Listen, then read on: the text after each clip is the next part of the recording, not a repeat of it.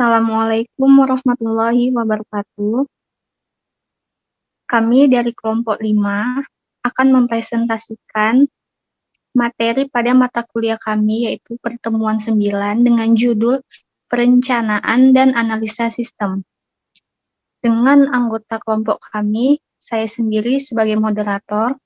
Nama saya Lola Widya Saptianingrum dengan NIM 2101800081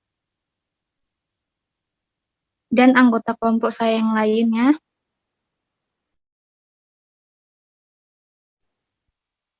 Saya Mutia Arifah dengan NIM 21018064.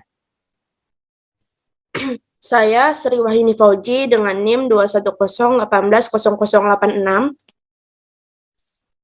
Saya Ulandari dengan NIM 21011883. Baiklah, terima kasih kepada teman-teman yang sudah memperkenalkan dirinya. Langsung saja kita masuk ke materi yang pertama. Akan dijelaskan oleh Mutia Arifah. Kepada Mutia, saya persilahkan. Terima kasih kepada Lola karena sudah mempersilahkan saya. Baiklah, saya akan menjelaskan tentang pengertian perencanaan sistem. Perencanaan sistem merupakan proses membuat sebuah laporan perencanaan sistem yang menggunakan sumber sistem informasi yang berhubungan dan mendukung tujuan bisnis dan operasi organisasi. Lanjut. Mengapa sistem direncanakan? Untuk menghindari hukuman yang diderita jika tidak sesuai atau tidak ada perencanaan sistem, yaitu kehilangan kesempatan untuk memanfaatkan faktor strategis PDM, biaya yang terlalu tinggi untuk hardware, software, dan jaringan telekomunikasi yang terlambat dipesan, gangguan user dan pekerjaannya, dan operasi perusahaan selama produksi memuncak karena salah penjadwalan. Selanjutnya, ada jenis perencanaan sistem. Perencanaan sistem terdiri dari perencanaan jangka pendek, dan perencanaan jangka panjang. Perbedaan utama antara perencanaan jangka pendek dan jangka panjang adalah bahwa perencanaan jangka pendek berfokus pada tindakan segera, sedangkan pada jangka panjang berfokus pada hasil yang diharapkan untuk masa depan yang diproyeksikan. Selanjutnya, ada perlunya perencanaan sistem.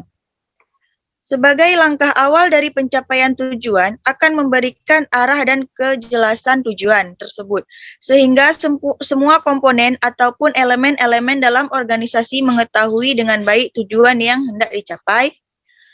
Semua bagian yang ada dalam organisasi akan bekerja ke arah satu tujuan yang sama, mengidentifikasikan berbagai hambatan dan peluang, membantu pekerjaan menjadi lebih efisien dan efektif. Perencanaan sendiri dapat diartikan aktivitas pengawasan. Perencanaan juga membantu untuk mengurangi resiko dan ketidakpastian. Terima kasih kepada Selanjutnya Mutia ada... Terima kasih ya. Udah. Terima kasih kepada Mutia Arifah yang telah menjelaskan slide tersebut. Baiklah, selanjutnya akan dijelaskan oleh saya sendiri. Langsung saja kita masuk ke materinya. Ada langkah-langkah perencanaan sistem, yaitu ada menyadari masalah, mendefinisikan masalah, menentukan tujuan sistem, mengidentifikasi kendala sistem, membuat studi kelayakan, mempersiapkan usulan penelitian sistem, menyetujui atau menolak proyek penelitian, dan yang terakhir menetapkan mekanisme pengendalian. Selanjutnya,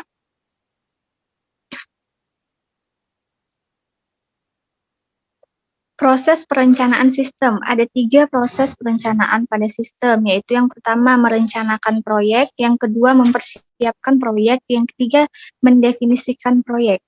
Selanjutnya, mereview faktor kelayakan dan strategi. Pada faktor kelayakan, ada 5 faktor yang direview pada faktor kelayakan ini, yaitu faktor kelayakan teknikal merupakan kebutuhan sistem yang disusun untuk digunakan seperti kemampuan serta ketersediaan dari perangkat keras, perangkat lunak, dan jaringan. Yang kedua ada faktor kelayakan ekonomik.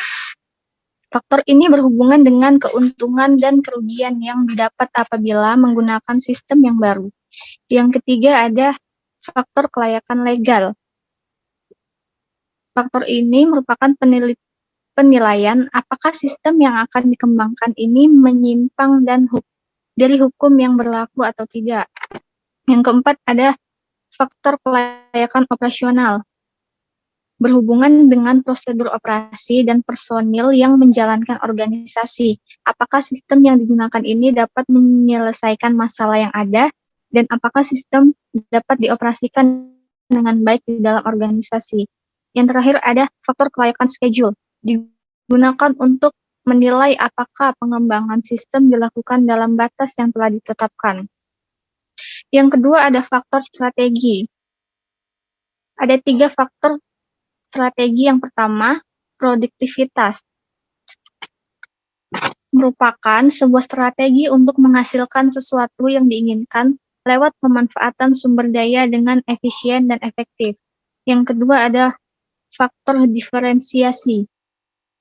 Adalah strategi promosi untuk mengarahkan konsumen pada produk yang dibuat oleh suatu perusahaan.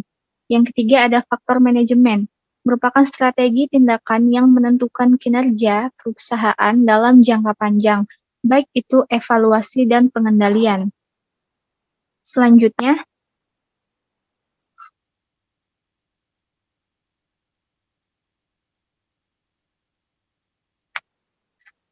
tahap-tahap perencanaan sistem dan analisis sistem.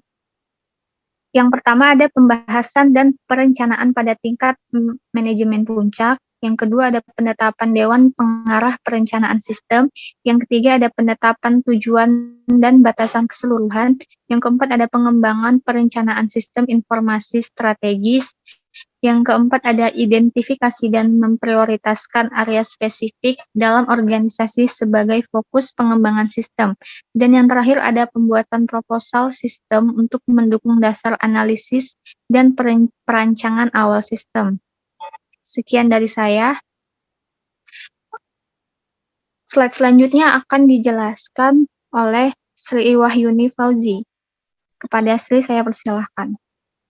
Terima kasih kepada Lola karena telah mempersilahkan saya untuk membacakan slide selanjutnya.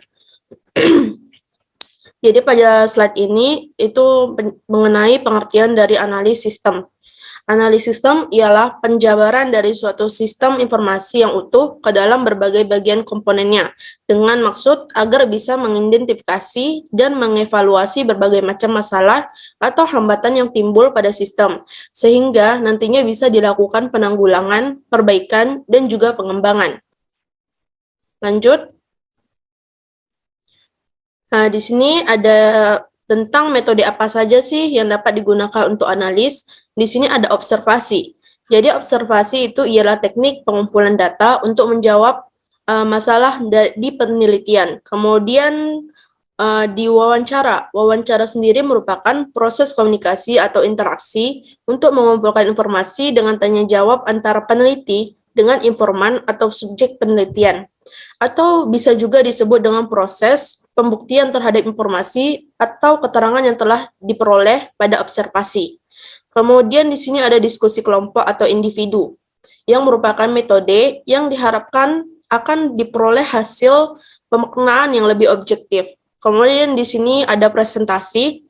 Presentasi sendiri metode komunikasi yang efektif yang sering digunakan untuk penyampaian analis, desain, dan implementasi pengembangan sistem secara jelas dan pastinya efektif. Slide selanjutnya.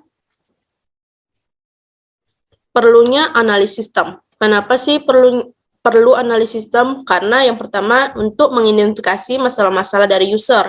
Yang kedua, menyatakan secara spesifik sasaran yang harus dicapai untuk memenuhi kebutuhan dari users itu sendiri. Kemudian yang ketiga, memilih alternatif metode pemecahan masalah. Dan yang terakhir, merencanakan dan menerapkan rancangan sistemnya sesuai dengan permintaan user. Selanjutnya,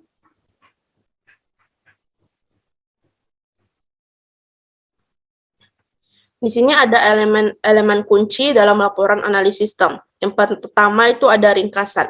Ringkasan itu seperti berisikan masalah beserta informasi yang diperlukan. Kemudian selanjutnya elemen penegasan. Penegasan itu seperti berisikan simpulan, kemudian elemen deskripsi, berisikan identifikasi dan klasifikasi permasalahan yang dibahas. Kemudian di ringkasan keputusan kedua itu seperti memuat kesimpulan dan saran terkait permasalahan yang dibahas. Kemudian yang terakhir ada spesifikasi. Lanjut. Selanjutnya saya persilahkan kepada Wulandari untuk melanjutkan materi.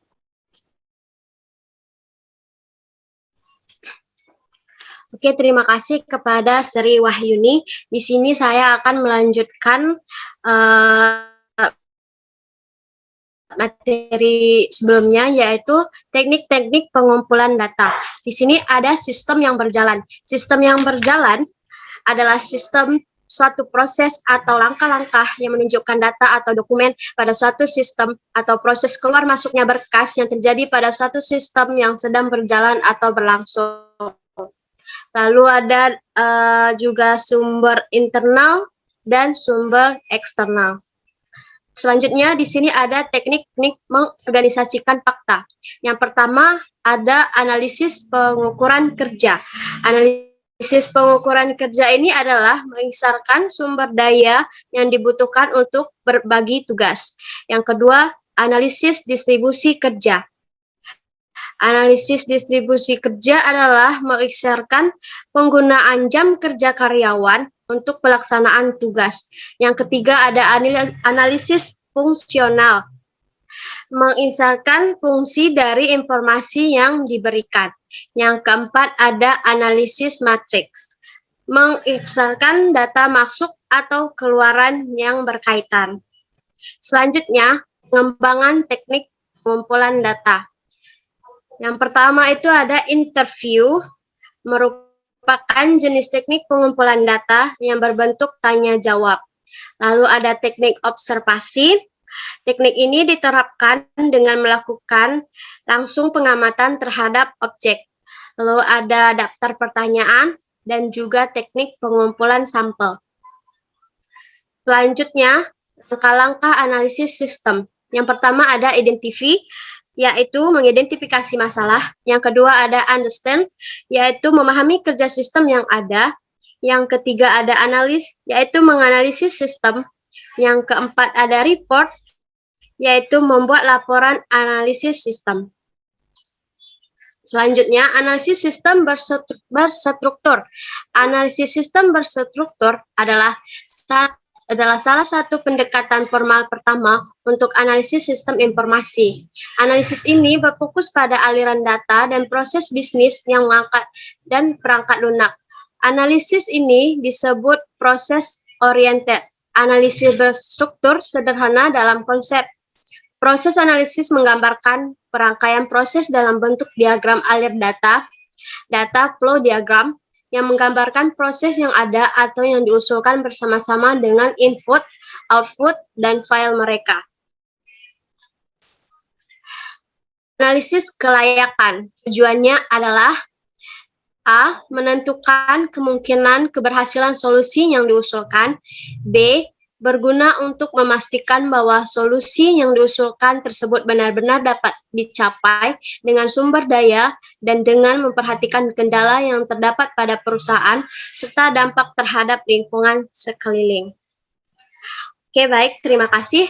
Saya kembalikan kepada moderator.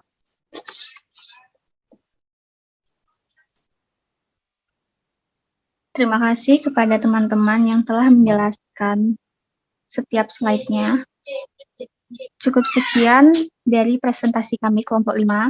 Apabila ada kesalahan kata dan kalimat, kami mohon maaf. kami akhiri. Assalamualaikum warahmatullahi wabarakatuh.